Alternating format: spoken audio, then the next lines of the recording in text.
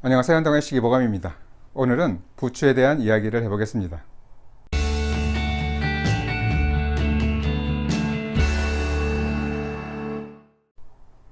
여기저기 봄부추가 눈에 띕니다. 옛말에 부추를 봄에 먹으면 향기롭지만 여름에 먹으면 냄새가 난다고 했습니다. 부추는 봄이 제철이라는 말입니다. 오늘은 부추에 미처 몰랐던 다양한 효능에 대해 살펴보겠습니다. 부추는 수선화과, 부추학과, 부추 속에 속하는 여러 해살의 풀입니다. 부추는 우리말로 지역에 따라서 정구지 혹은 소리라고도 부릅니다. 참고로 동의보감과 구비방에서는 부추로 기록되어 있고 향약 집성방에는 정구지와 졸로 기록되어 있습니다. 이것을 보면 정구지와 졸도 사투리만은 아닌 것 같습니다. 한간의 정구지를 한자어 정구지에서 유래되었다고 하면서 정을 오랫동안 유지하게 한다라고 해석하기도 하지만 어떤 문헌에도 이와 관련된 기록은 없습니다. 부추는 독특한 향취가 있어서 오신채에 속합니다. 그래서 과거부터 수행을 하는 사람들은 부추를 먹지 않았습니다. 오신채는 부추, 염교, 파, 마늘, 생강을 말합니다. 특이한 점은 나머지는 모두 부추학과로 같은 과이지만 생강만 생강과에 속합니다. 개인적으로 오신채에 생강 대신 달래가 들어가야 하는 것이 아닐까 합니다. 부추는 한자로 구 혹은 구채라고 합니다. 설문해자에는 구자는 잎이 땅에서 솟아나오는 모양을 본떴다라고 했습니다. 본초 강목에는 한 번 심으면 영구히 생장하므로 구라고 한다라고 했습니다. 또한 본경 속소에는 구는 구라는 의미다라고 했습니다. 실제로 부추는 한 번 심으면 잘라내도 또 자라고 다음에 봄이 되면 다시 싹이 올라오기 때문에 영원히 생장한다고 한 것입니다. 알다시피 부추는 여러 해살이 풀입니다. 부추는 맛은 맵고 약간 시며 성질은 따뜻하고 떫으며 독이 없습니다. 일부 한의사에서는 기운이 뜨겁다라고 하기도 했습니다. 부추는 오장을 편하게 하면서 주로 간병을 치료합니다. 한의학에서 간은 혈액이 모이는 곳이면서 해독하고 피로를 풀어주는 장기로 인식됩니다. 부추는 장염 설사에 좋습니다. 본쪽 강목에는 설사병을 앓으면 오래 먹을 수 있다. 피고름을 설사하는 증상과 뱃속이 차고 아픈 것을 먹게 한다.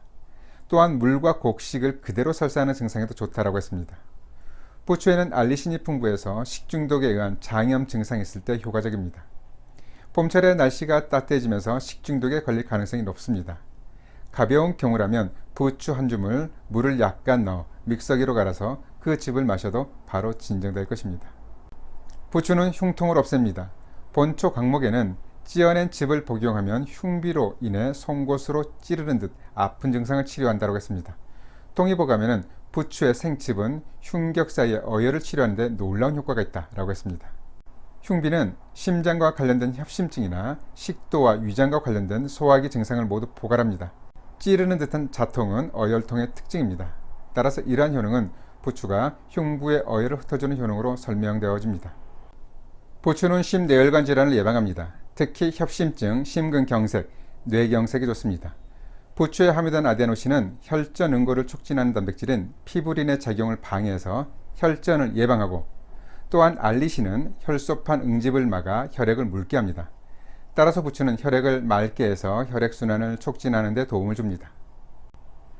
참고로 본초 강목에는 토열, 구강출혈, 코피, 뇨혈, 부인의 올경이 역행하는 증상, 타박상을 주치한다고 했습니다.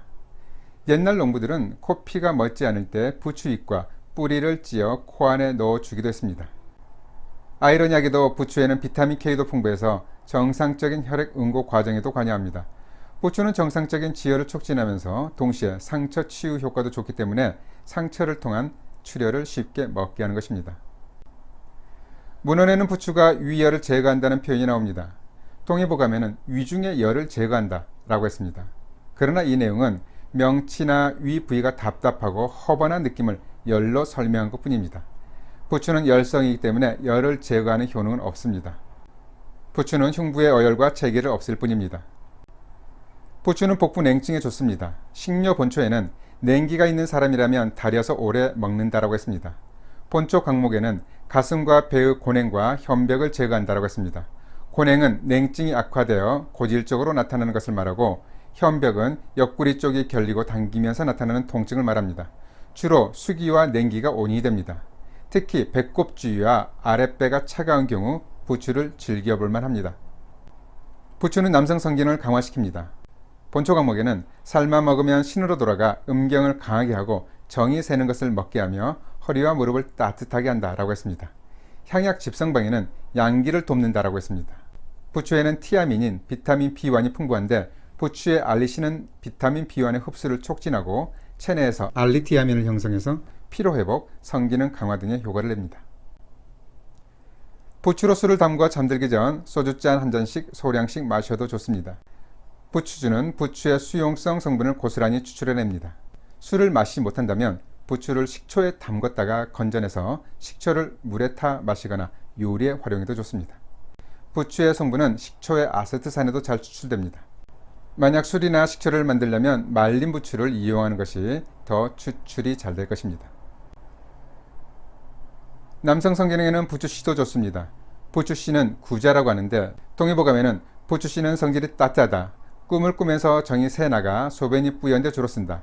허리와 무릎을 따뜻하게 하고 양기를 북돋우며 정이 새 나가는 것을 치료하는 데 매우 좋다고 했습니다. 부추는 가급적 생으로 먹는 것이 좋습니다. 열이 가해지면 부추 속에 알리신과 같은 황화알일, 비타민C, 비타민 B1, 엽산 등이 쉽게 손실됩니다. 따라서 부추김치, 부추 겉절이로 반찬을 만들어도 좋고 부추즙을 만들어 마셔도 좋습니다. 쌈 채소에 겉들이거나 살짝 익힌 부추전도 좋겠습니다. 열에 약한 성분은 잃겠지만 식이섬유와 미네랄도 풍부하기 때문에 국에 넣어도 좋습니다. 국에 넣을 때는 가급적 마지막에 넣어야 합니다. 부추는 대표적인 열성식품입니다. 따라서 열병을 앓은 후나 음주 후에는 먹지 않습니다. 눈병이 있을 때도 금해야 합니다. 열병이 있을 때 먹으면 가슴이 답답해지고 무더운 여름에 부추를 많이 먹으면 정신이 혼란스럽고 눈이 어두워진다고 했습니다. 식품궁합으로는 꿀과 소고기와 함께 먹지 말도록 했습니다. 돼지고기 삼겹살을 구워 먹을 때는 부추쌈이 좋지만 소고기에는 피하겠습니다. 보통 부추 뿌리는 잘라서 버리는데 부추의 뿌리도 먹어야 합니다. 부추 뿌리 또한 부추님 못지않은 효능이 있습니다. 건강 때문에 마늘을 먹고 싶지만 냄새 때문에 꺼렸다면 부추로 대신해 봅시다. 부추는 마늘의 효능을 그대로 담고 있습니다. 부추는 봄이 제철입니다. 봄부추는 건강해지려면 어서 먹으라고 살랑살랑 부추깁니다. 잘 들어보셨죠? 그럼 한동화의 시기보감 마칩니다. 감사합니다.